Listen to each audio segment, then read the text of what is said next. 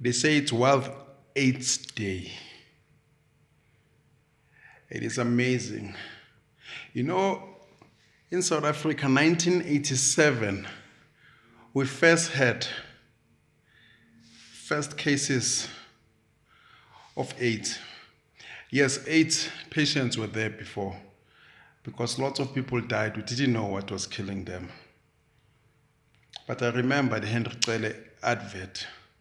It was scary. And I never thought that comes 2019, we'll still be looking for a cure.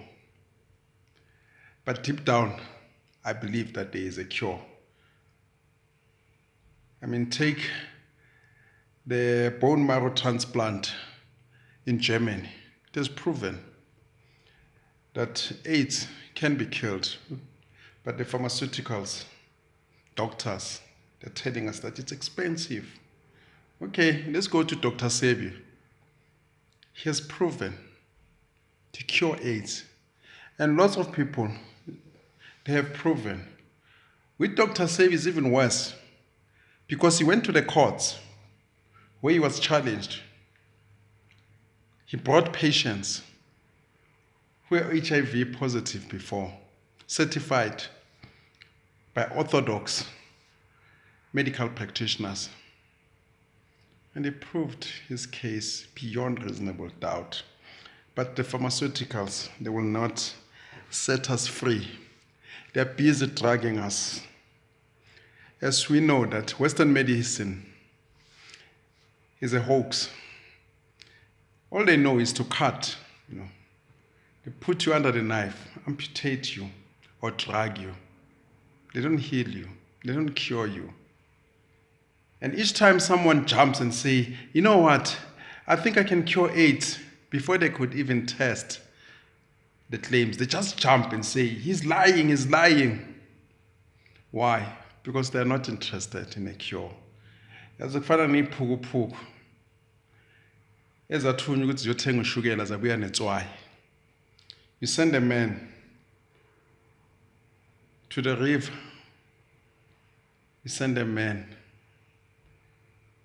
to go fish. And he comes back with a snake, expecting you to say thank you. These guys, they're not interested. They're not interested in finding a cure. They're killing us with medicine, prices, making profit. They will decide when it's time to announce the cure, when they have exhausted, when they have exhausted us and our finances. They will come and say, we've now found a cure. It comes from pharmaceutical A, B, C. And no government in Africa is prepared to fight. Here's Dr. Sebi. He went to Mugabe, he went to Farrakhan, he went to all black leaders. He says, I've got a cure. He tried to communicate with Oprah, all in vain. To say, black people, I've won the case. I've proven that I can cure this. The same as the man who was killed, I think it was 98, who manufactured the first motor vehicle that don't require fuel, diesel, or any gasoline but water. A car that runs on water and faster. They say 6 times faster than a petrol car. And for longer distances. And the man was killed. There's a boy, I think somewhere in Nigeria, he invented a cell phone. That don't require airtime. I'm sure they bought the rights to that phone. And from there on, they will kill that idea. But come to think of it, why must we pay for airtime? Why must we pay for airtime? I mean, if you can create a phone that can link to other phones with a device inside, why must we pay for airtime? Who owns this airtime? It's free. It's like water, air, to breathe. Come to think of it, why must we pay for airtime? Air, angibakutshela, air, time. Air is not man-made. Time, not man-made again. Why must we pay for those? If I can communicate with you, directly, I create a device. Why must I pay for airtime? Same as into ezifana nabo-land. Sizithola la, amanzi. All they need to do is to regulate, control, so that there'll be order. It's amazing. It's amazing. The same as isitori saseSoweto. Uzobathi hey iSoweto ikolodi Eskom bayithathe phi abantu imali. Angithi abasebenzi babesebenza ekuqaleni ngesikhathi samabhunu abasasebenzi manje ngedemocracy so bayithathe phi imali. Bayithathe phi imali ukubhadala uEskom. And sayilwela lezi zinto. During apartheid, free electricity. Ne-ANC mayiza yathi free electricity. Where is it? Privatize amanzi. There are certain things. You go to other countries, go UAE, people don't pay income tax. Even in America, income tax is illegal. There's no statute that says people must pay income tax. Baba Ropa Jaban Bagito, Joe Louis, Mayweather, Don King, bonke laba abashawa nge-tax, Thomas Hands. Now about Trump, abayibhadali tax. There is no statute in America that says income tax is legal. Yeah, in this world. But what puzzled me is that we're not fighting. There's so many things that are going wrong. It should be Hong Kong, everywhere under the sun. The yellow vest, the yellow vest movement should be everywhere. It should be unsafe to be a politician, to be a mayor, candidate. It should be a very, very unsafe. This is lecturer now, Justice Mogoeng. He's a traveling priest, that one. He's a traveling priest. He's talking about using the judiciary to settle the scores of the past. You tell me, why did Outer lose the e-toll case in front of Mogoeng? Because the e-toll, it's illegal.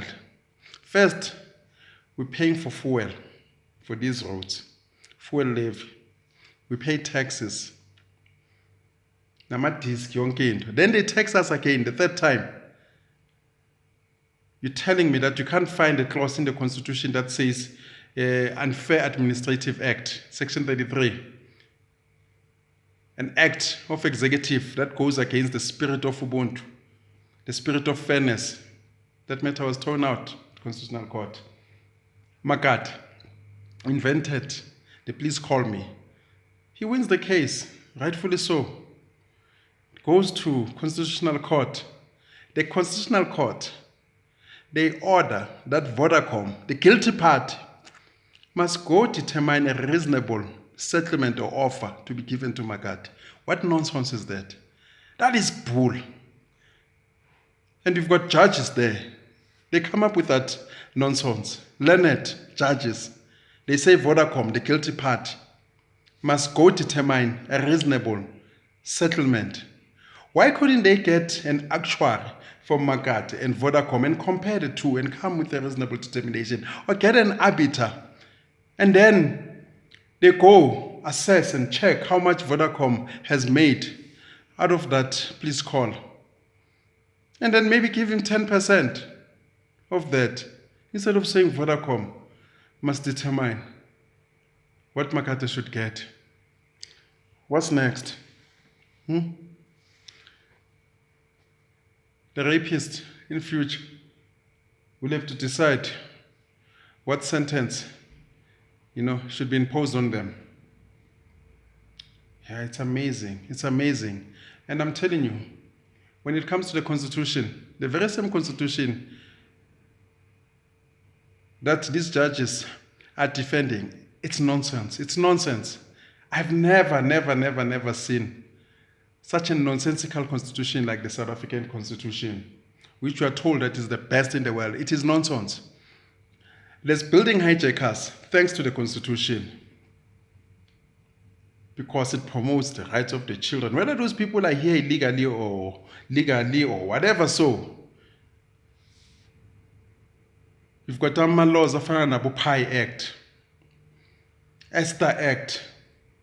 Once people just climb into the building, whether they came here illegally, we are told that no, their constitutional rights, they've got children, whatever nonsense, and then they're in. From Nigeria all the way, our people in Soweto cannot access town in Hillbrow, all the towns in major cities. People from Dar es Salaam, people from Gabon, they can come in here. You cannot evict those people. You cannot evict them because they invoke the Constitution and they're protected. Our Constitution should say, everyone, actually not everyone, a South African has got a right to emergency medical attention. A South African has got the right to housing or access to adequate housing, whatever that means. A South African has got the right to education. Not everyone. Who's everyone? Once you jump the border, you're everyone. Who is everyone? Huh? Other constitutions elsewhere in the world, they will tell you an American, a German citizen. Our constitution says everyone. Yesterday, I listened to these guys. They say South Africa is like America. When we're in Zimbabwe, you can die there. There's no detour. You can die there. You know, there is no bandage. If you go to the hospital, you still must buy the first aid kit, buy medicine. At the clinic, there are no pajamas. There's no bed. So, what's the solution? We come to South Africa because we are everyone. And our constitutional judges, time and again, they rule in favor of these guys, the human rights. They bring these nonsense cases. And our judges, they rule in favor of these guys, foreigners, illegal foreigners who are here.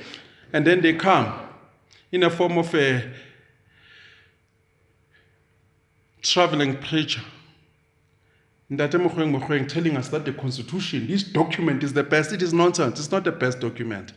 This document, it's enslaving our people because we are now number 77,000 behind foreigners. People jump the border. They come to Paragwana, they come to our hospitals, they come to our schools, they come to our cities, they urinate. There's feces all over. It smells. You can't walk Johannesburg like we used to. You can't walk Carlton Center. You can't walk anywhere. Wherever these foreigners come, it smells. Windsor. Whenever they occupy a building, you must move. Up to where? Because they're going to outnumber us soon. We'll have no country. Whenever the Nigerians live next to you, that city is dead.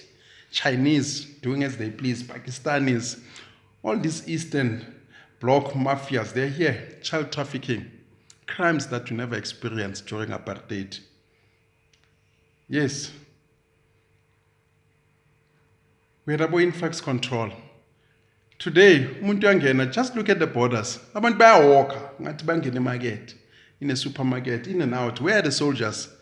They've got big bailies and camps. They can't even run. You look at South African Defence Force, the army that used to be top 5 in the world during apartheid. Not everything was bad during apartheid. Some of the things we should have kept. We should have kept. Amapon.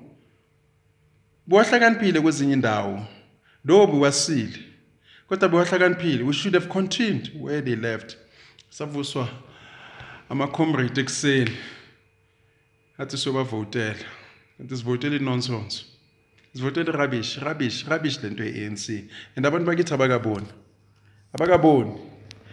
Hayi, lihambile ilizwe baba. Lihambile ilizwe. Sibuswa ama-foreigner manje. Bagcwele kuma-MEC, MMC, nama-China khona lapho. Wena ngeke kube nothing in their own country. Ukutshela ngezinofobia.